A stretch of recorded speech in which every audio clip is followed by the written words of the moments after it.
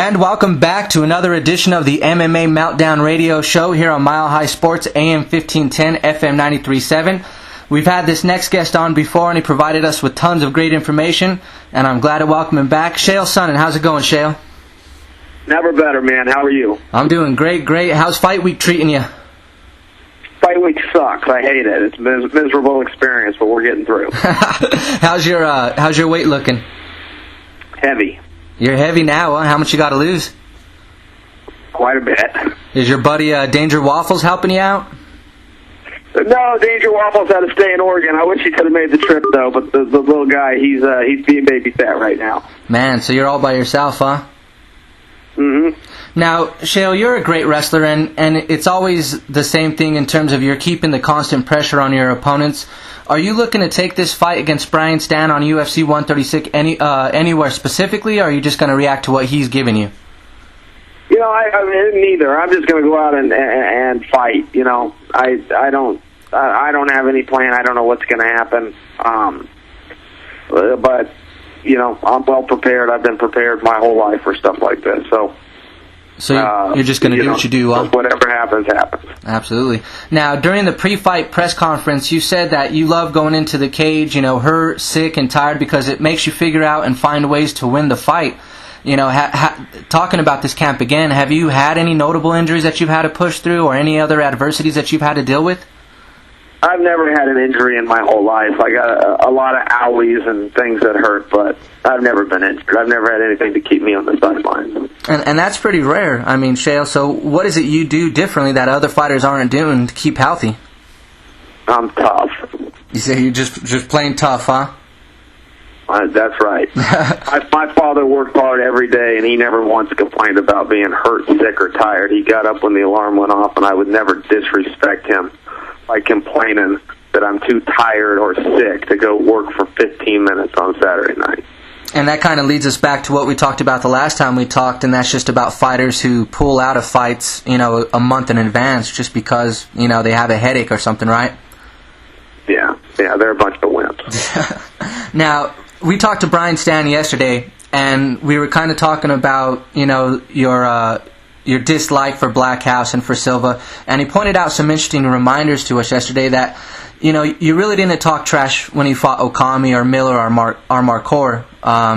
Do you believe some of the fans at this point in time have become too wrapped up in your trash-talking ability, and do you think they're starting to overlook your fighting ability? Well, I don't talk trash. I don't even know what that means. You know, I'll tell it like it is. I don't make things up. I don't manufacture conflict. I think I'm the most respectful guy in the sport, but I have a greatly different opinion of what respect means than some people. Some people think it's respectful to bow and lie and be nice to your face and put a knife in your back when you turn around. I will tell you to your face that when you turn around, I'm going to stick a knife in your back, and then I'll do it. Nice. Now, looking at Brian Stann, you guys, I don't know if you categorize yourself as friends, but you definitely do have the mutual respect for each other. Is it somewhat redeeming in terms, because again, I'm not too sure if you pay attention to what a lot of the fans are saying or the people that support you are saying, but they're kind of just really only focusing on what you're saying about Silva, Blackhouse, those kind of things.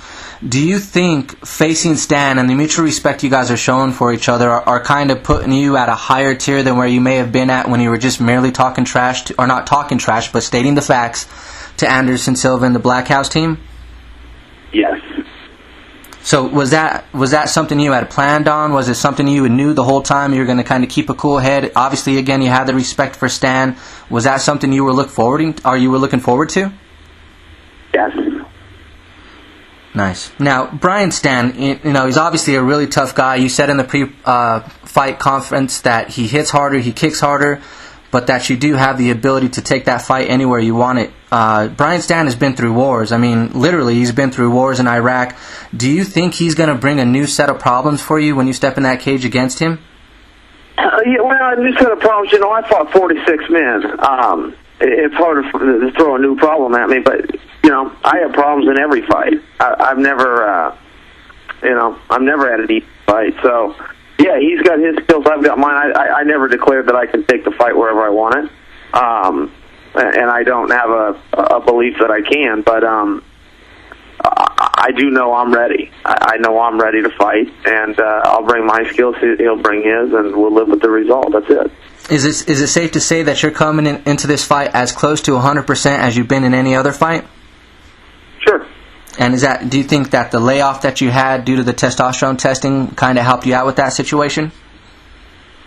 No. Getting healed up, just letting time pass, huh? No, I don't care about any of that stuff.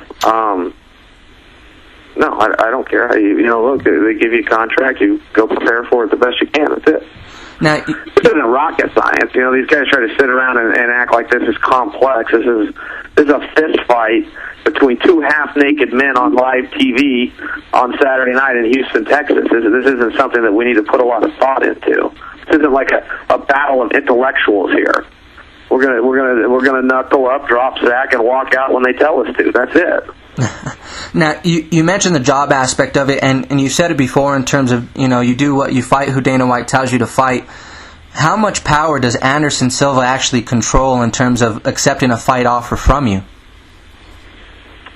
Well, yeah, he did everything he could to not take the fight. I called him out for 6 years. He ducked me for 6 years. The day I became the number one contender, he put out a press release stating 7 different reasons why he shouldn't have to fight me. And he comes out and says he wants big fights. There's no bigger fight in this industry than our rematch, and he's never said he wants that. Says he wants to fight the toughest guys. There's no toughest guy on the planet Earth than Chael Sonnen, and you've never heard my name come out of his mouth. Anderson Silva's a fraud, a fake, and a phony, and he always has been. I am the true champion of the UFC. And as the true champion, the self-proclaimed true champion, you're coming in against Brian Stann really as your first title defense then, huh? That's accurate. Well done. And you're approaching that situation, you're approaching the fight just like that, huh? You got it. Now, obviously you can't look past Stan. He's a really tough guy. He's a super tough competitor. He puts in the work. But if given the opportunity, would you coach against Anderson Silva on an up-and-coming season of tough? I don't have a big interest in coaching that show. I'm a homebody. I don't leave Portland, Oregon unless I absolutely have to. And by Portland, Oregon, I mean West Lynn, Oregon. And, I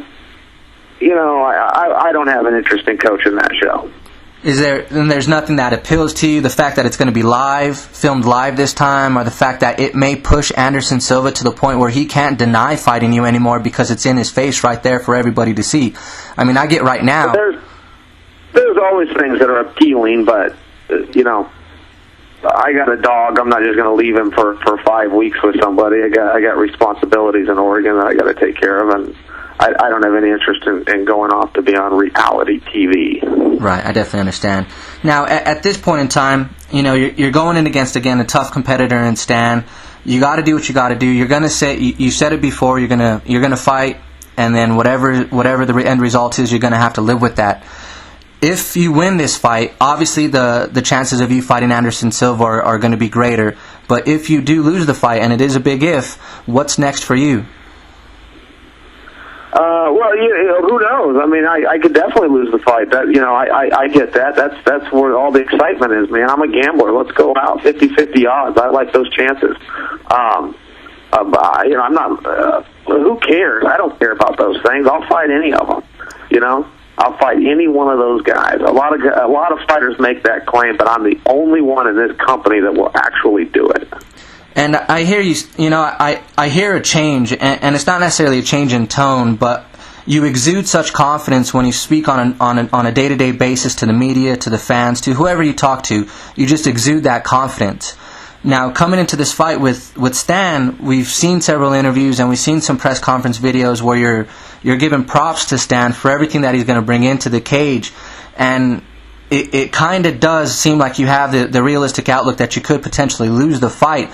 Do you think that's going to harm you at all when you go into there with that kind of mindset? Yeah, probably a little bit. Is there anything you've been doing to try to counteract that thought process? No, man, we're T-minus 48 hours. There's no time to do anything. The hay's in the barn, man. Whatever I've done. Whatever he's done. That's it. It's fight time. Yeah, definitely. And again, you can catch Chael Sonnen fighting Brian Stann on UFC 136. You can catch it on pay-per-view on October 8th. But Chael, as always, man, I definitely do appreciate your time, and thanks for coming on the MMA Meltdown radio show. That's mutual, buddy. I appreciate your time, too. Thanks a lot. Yeah, not a Thanks for remembering my dog. He's appreciative of that. Yeah, you both are very awesome, so we appreciate any time we can get with you guys. All right, my friend. Bye-bye. Good luck.